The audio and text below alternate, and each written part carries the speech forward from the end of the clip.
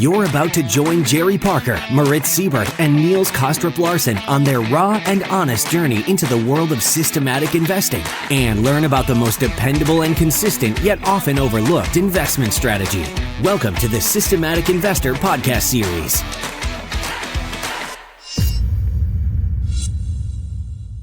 Welcome back to another edition of the Systematic Investor Series with me, Niels Larsen, where each week we take the pulse of the global market through the lens of a rules-based investor. Now, for those of you who are regular listeners, our conversations are indeed intended to keep you focused and inspired to continue your rules-based investment journey. And if you're new to the show, I hope that today's episode will trigger your curiosity to check out the back catalog and listen to the past episodes that you may have missed. For example, like the last episode of last year before Christmas with Jerry, which may well be one of the best that we have done in the Systematic Investor Series. Now, today's episode is the second in a two-part solo mini-series where I talk about the thought process and design strategy that went into the trend following program that I've been running since 2007, but that is not related to my full-time job at Dunn. And as I also stated in part one, is that since I joined Dunn in 2015, there is no actual money in the system, but since I still run it each day before I go to work, and since I ran it live for many years, I know that the performance numbers that I'm going to discuss with you today are fully reliable and takes into account the trading cost that you would incur. So I think it is a fair comparison to other trend following programs out there. Now, the purpose of doing this comparison is not to say that one trend following approach is better than another, but it's rather to show how they can be different at times, yet also similar at other times, and to also illustrate that I think it is possible to put your own flair on your trading program if you want it to achieve certain characteristics in terms of, say, correlation or offset to a portfolio of traditional markets. There are many successful managers that have gone for a more classical style trend following where you apply the same concepts to all markets and predominantly only change the look back period for each subsystem. And that is perfectly fine. And we know that this approach has also worked very well for many decades. But with my system, what you'll see is that each type of subsystem plays an important role. Just like if you were putting together a soccer team, or as we like to call it over here in Europe, a football team with defenders, midfielders, and strikers, each of them adding a different skill to the team. Also, just to recap, the first period from 1995 to 2007 is solely based on a backtest of the configuration as it has been since 2013. The period 2007-2015, the program did run live with somewhere between $25 and $100 million give and take in AUM for a good part of this period. But I'm sure we made some changes and improvements over that period, which would have made the performance at the time a bit different. And since 2014 onwards, no changes has been made to the design nor the code, so that is a pure forward test, just like if you were running it live. Now, the program trades a fully diversified portfolio of 44 markets. It's actually the same markets that you will find on the toptradersunplugged.com website if you look at the trend barometer. But as mentioned in part one, there were some specific design choices that were taken in order to build a trend following program that was different from what was already offered by larger managers. And one of the decisions we took was to effectively underweight portfolio risk allocations to currencies, interest rates/bonds, and to overweight allocations to commodities. The performance numbers that I will be using are net of 0% management fee and 25% performance fee, just to use the same fee standard that we also charge at Dunn. as we think it's the fairest way to treat clients when they make money. It benefits us, otherwise it doesn't. And since I'm recording this just before 2020 is over, the numbers I use are as of close of business December 30th. In order to give you an overall feel of the program, let me start by listing some of the net of fee stats, so to speak, as mentioned since 1995 until the end of this month, December 2020. And of course, let me just remind you that past performance is, of course, no guarantee of future returns, and there is a substantial risk when trading futures. Now, the program has, based on the data, as mentioned, with all the caveats of that, had an annualized return since 1995 of 15.48%. And that has come with a volatility of 16.01%. And that means that the Sharpe ratio of the strategy net of fees is 0.98. Now, this has come with a healthy drawdown of 40.85%. The main benchmark that we use would be the SocGen Trend Index. And unfortunately, that didn't start until January of 2000. But so the correlation I'm going to mention now, because of course one of the design wishes we had was to be correlated, but not too highly correlated to the industry. So the correlation numbers I'm going to mention now is from January 2000 and onwards, so 20 years. And the correlation to the SocGen Trend Index has been 0.67, and to the B Top 50 Index 0.6. If we then just zoom in on the performance since 2000 to make it comparable to the SocGen Trend Following Index, my trend following program has delivered a net return of annualized 12.8%. The volatility annualized is 16.21% for the period, and that gives you a Sharpe ratio of 0.83%, or not 0.83. And the maximum drawdown is still 40.85 because that is actually come recently in the last few years. Now, I mention this because our friends down in the Traders Outpost, they do some great updates every month, Richard and his team, where they take data from another great free resource, by the way, called Niels Hedge Database. You should check that out. And then track a portfolio of the 10 best trend following programs, and they put it into an equally weighted portfolio. Of course, there is the benefit of hindsight in the way the managers are being picked, as it relies on historical data, but there aren't that many trend followers who have 20 plus year track record. So, and are still in business, by the way. So I don't think it would be that hard to put together something similar in real time. And so to compare the numbers that I mentioned for what my program has achieved, if you combine the best trend following programs over this 20-year period that the Niels Hedge database tracks, and you give them an equal weight, you get a annualized return of 10.13%, and you get that with an annualized volatility of 16.33. So actually very, very similar volatility to my program. And that gives you a Sharpe ratio of 0.62. Of course, the drawdowns improve significantly when you combined many different managers. And so here you get that return with a drawdown of, or maximum drawdown of 14.29%. So, as I said, naturally it's going to be a lot lower when you pick 10 different managers. But I think it also goes to show that for those investors who are willing to do a bit of work and put together a portfolio of trend followers, you can get some really appealing returns with very reasonable and equity-like volatility, but with drawdowns that are just a lot lower than what stocks have provided in the past 20 years, where we've had 2 drawdowns of more than 50%.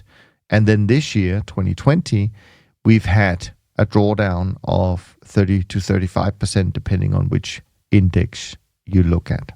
So let me start, and this is from a lot of notes that I have with me, so bear with me as I make my way through all of this. But let me, again, just to give you a deep dive, and by the way, this episode may not be for everyone. It's maybe boring that I list a lot of numbers, but I really wanted to dive into some of these numbers instead of just talking about it vaguely. So if you want to skip the rest of this, perfectly fine. We'll see you on the next episode. But otherwise, let me dive in and run through some of the annual numbers of my trend following program in a bit more detail, and then I'll try to put it into context on how each of the subsystems that we discussed on the previous episode, on part 1 of this conversation, how they contributed, and also put in some kind of context to the SocGen trend index, at least from the year 2000 and onwards, when we have data for that. And what I also wanted to do was at the end and maybe go into a bit more detail about 2020, because that's a year we have fresh in our minds. So I want to break that down on a month-by-month basis, because I think it's really useful. It's usually during these unseen periods in terms of data where we can learn a lot. Okay, so back in 1995, back in the 90s, of course, generally speaking, trend following did well. And if you remember from the first episode, the system has 3 groups of systems. You have a group that is kind of middle of the road type trend following strategy. Then you have a group that tries to mimic how discretionary traders would trade the markets. Bit slow to get in, bit quick to get out, different ways of getting out. And then you have a group that is more what you would describe as counter trend in nature. They are also a kind of plunge protection team, meaning this group is designed to react really fast if something were to happen in the bond or the equity part of the portfolio. Not design, I mean, you could say it's kind of designed to ensure some level of crisis alpha, but it's more like we wanted to do something that where we could be sure to offset some of the losses investors would have had in their traditional part of their portfolio, so the equities and the bonds. So for the year 1995, the program, and these, by the way, are gross numbers, so they are before fees of any kind, but the program was up strong, about 43%. And if I break it down, I see that the middle of the road trend following group produced around 5.5-ish% of that. Then you had the group that resembles discretionary decision making, but of course still in a fully algorithmic way. That had a really strong year, up almost 20%, as well as the, let's call it the counter trend group that was also up a bit more than 20%. So most of the performance came not from the classical trend following part of the portfolio. So that's kind of interesting to note. 1996 was another strong year for the strategy, up almost 29%. This was much more evenly spread, actually about 9% or so from the classical trend following models. About 12% came from the quote-unquote discretionary style algorithms. And then finally, the rest, about 8% or so, came from the counter-trend type models, fast-reacting counter-trend models. 1997, very strong, up a bit more than 50%. Very strong in the trend following, classical trend following was about half of that. About 6-7% contribution from the discretionary type style algorithms. And then also a strong year, about 20% from the short-term counter-trend type models. So I call them group 1, 2, and 3. Maybe I should just refer to that. I think you get the picture. So I don't have to repeat this every time. It'll save you a few minutes for sure. Now, 1998, where, of course, as some of you will remember, we had things like long-term capital blow up and all of that. So an interesting year. Group 1, so classical trend, up about 5%. Group 2 / discretionary type style up about 14%. And the rest came from the counter trend / short term, fast reacting, let's call them that, models. 1999, the last year before, I have some comparison data from the SocGen Trend Index. Another strong year, up almost 20% on a gross basis. Not much coming from Group 1 and 2. Group 1, less than 1%. Group 2, about 4%. And then the rest came from the shorter term or fast reacting counter trend type models. Then we start 2000. We have the SocGen Trend Index up almost 12%. So a strong year for the trend index. My trend following program was up around 26%. A good year for the two classical trend subsystems, providing about a third of that performance. Another third came from Group 2. And then Group 3 delivered the last third of that performance. 2001 was a flat year completely for the SocGen Trend Index. My program was up around 18% gross. Most of that, pretty much all of that, coming from Group 1, so the classical trend models, and then very little contribution from the Group 2 and a little bit of contribution from Group 3. Then we go to 2002, which was a very strong year for the SocGen Trend Index, up 26%. Could be the best year actually on record, I think. It was also a good year for my trend following strategy, up almost 37% on a gross basis. And this was pretty well spread out. Group 1 contributing about 11, Group 2 about 14.5, and then the rest came from Group 3. Then you have another good year for the SocGen Trend Index, up 12% in 2003. My strategy was up almost 50%, and that was a good show, about 14% from Group 1. Very strong show from Group 2.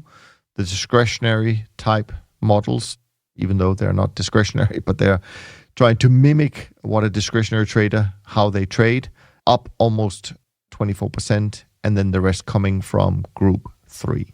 2004 was a tricky year. I remember that. I actually remember some of the legends in our industry.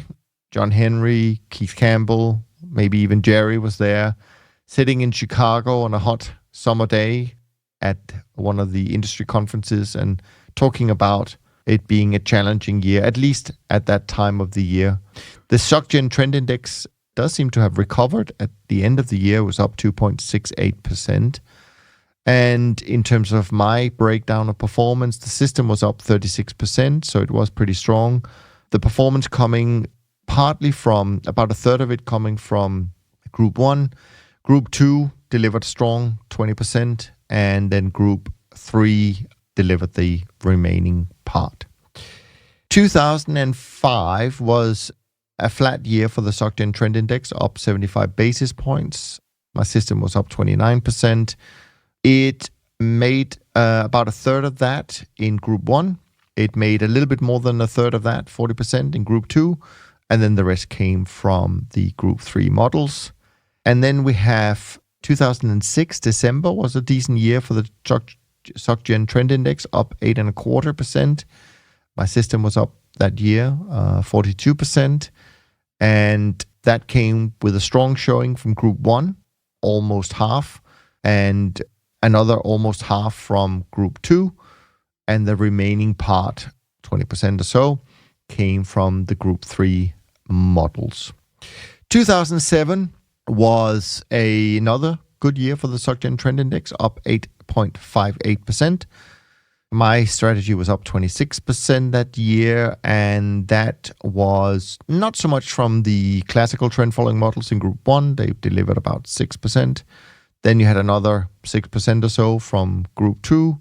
And then you had the remaining part. So the bulk of the return really came from the Group 3 models that year. Now, 2008, interesting year, as we know. Strong year for trend followers. The SocGen Trend Index up almost 21%. So a real blue chip year. This particular system that I have was up 48% that year. Again, I have to say, This is on a gross basis. Of course, the SocGen Trend Index is net of manager fees. And this came from about half of that came from Group 1, and then a good third came from Group 2, and then the remaining part came from Group 3. All three groups were positive that year. Then the problems begin, because then we came into the world of QE and, as we know, central bank intervention. So this becomes a little bit more interesting, I think. 2009. So the SocGen Trend Index lost 4.8% that year, not a disaster. My program was up 10.46%, and that broke down as most of that really coming from Group 1 models, so the classical trend models, the way we had designed them. Group 2 also had a good year, about 5.5%, but then Group 3 lost money that year, so the shorter term counter trend models did not work out that year. So that's how it broke down. 2010, a decent year for sure for the SocGen Trend Index, up 13.13%. On my side, the program was up 25.4%, and all of the models, simply every single subsystem provided some performance. Most of it came from the counter trend group of models, but actually they all did okay. Then you have 2011, difficult year for the SocGen Trend Index, down almost 8%. My program was up 18.4%. And this was really down to the counter trend models, as you would expect, because the trend following index was down. And in order for it to be up that year, obviously it wouldn't have come from the trend following model. So they were net down a bit. And then all the performance came from the shorter or the fast reacting counter trend systems. 2012 was a slight down year for the SocGen Trend Index, down 3.4%. It was a pretty uneventful year for my program, up 4%. And that broke down really by slightly up in the classical trend following models in Group 1. Group 2 was also okay, up 1.7%, and Group 3 was just up a fraction, so nothing to write home about. 2013, SocGen Trend Index up 2.67%. My system that year was up 9.5%, and this broke down predominantly coming from Group 1 systems. Then Group 2 was slightly up, and Group 3 was down a fraction. Now we come into a period where my system has had much more difficulty than classical trend following models. So 2014 was a good year for trend followers, for sure, up 19.7%. My system was flat for the year, up just 0.5%. And this is kind of the price you pay when you design a system like we do to have certain specific characteristics, because most of that performance from memory came from being short energy that year. And because we have not as much exposure to the short side as we have to the long side, this was a time where that definitely didn't pay off. So when you break it down, Group 1 trend following models was up only a fraction, 2.5% or so. Group 2, where there is a long bias, was down a couple of percent that year. And then Group 3 was pretty much flat for that year. So that's one way of showing a clear difference as well.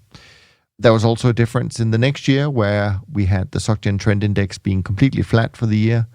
And my trend following strategy was down about 11.7%. This coming from all three groups were down, but the most challenging was Group 3.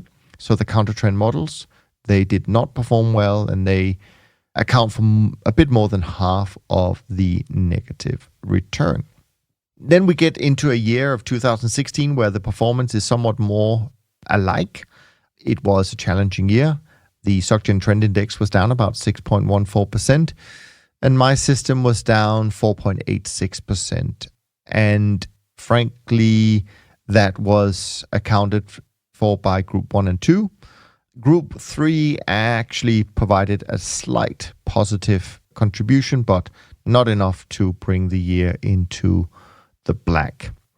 Then we have 2017, another somewhat challenging year, for some at least. I know managers that have done well, but for the industry as a whole, it was a year where the SocGen Trend Index was up 2.2%, and my strategy was pretty flat, up 57 basis points. And that was really divided because the trend strategies did well. So Group 1 and 2 did well. And this is again where you, an example where you pay the price by having something with a different characteristic.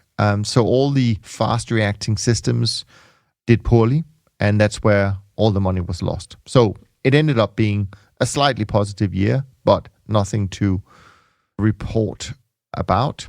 Then you have 2018, which was another really difficult year. Actually, one of the more difficult years that I can remember for the CTA/trend following industry. And here we see the SocGen Trend Index down 8%, which is quite a lot for an index. And my program was down pretty much exactly the same, just shy of 8%. Performance mostly down in the Group 1 and 2 models, and pretty flat in Group 3. Again, understandably, because as the trend following index were having troubles, so were my main trend following models also.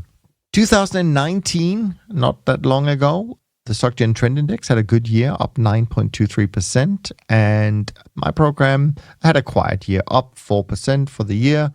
The Group 1 models were actually losing money that year, and Group 2 pulled in all of the returns.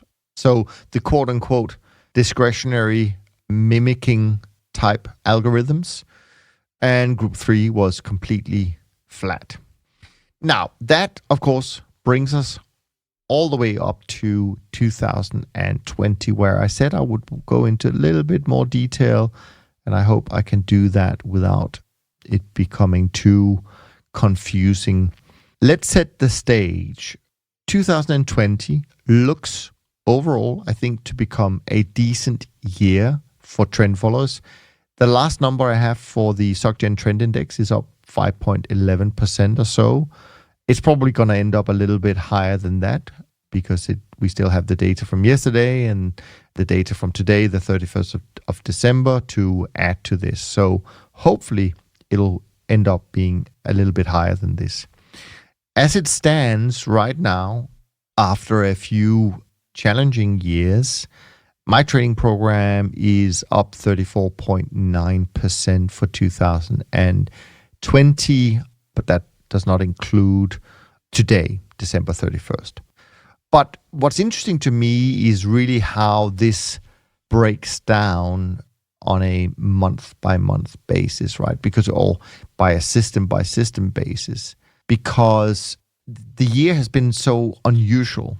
And we talked about this before on the podcast, and that is when you have a year like this year where essentially your models have never seen data like this. The speed of the sell-off in February and March and the speed of the recovery later in the year is just simply something we've never seen before, and we don't have it in the data when we design the models. So, of course, a year like this year is really interesting to me to see whether the basic principles of trend following is still robust enough to deal with a complete unknown period like this. So, of course, you can say that based on a very strong return of the program this year, of the strategy this year, you can say, yes, definitely, it's done exactly what you would hope it to do.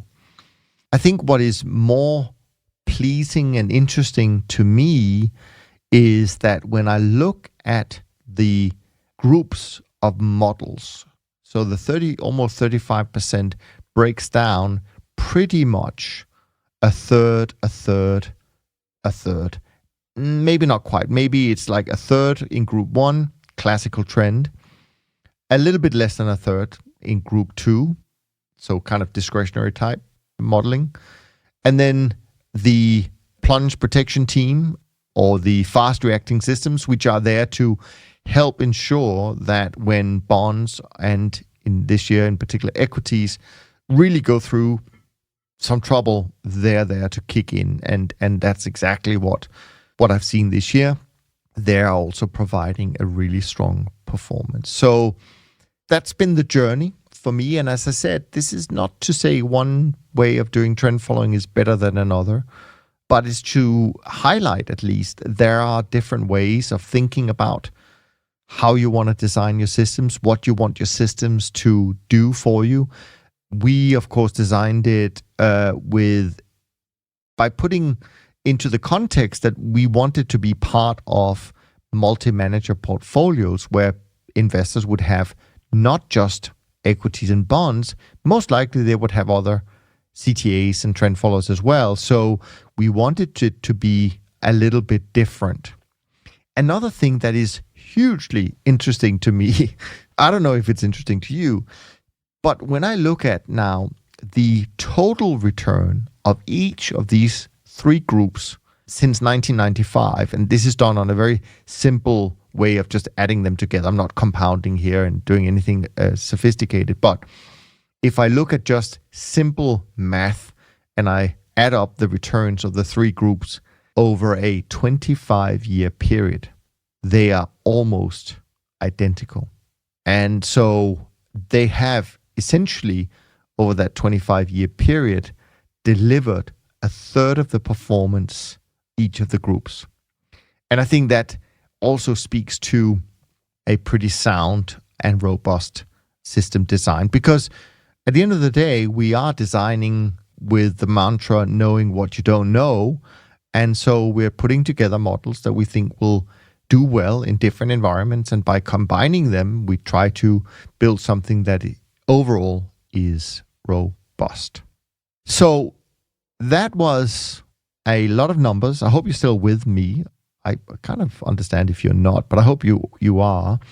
And I hope that in some way it has been useful to listen to kind of a deep dive into how I thought about system design with my partners back then. And this is, many years ago now.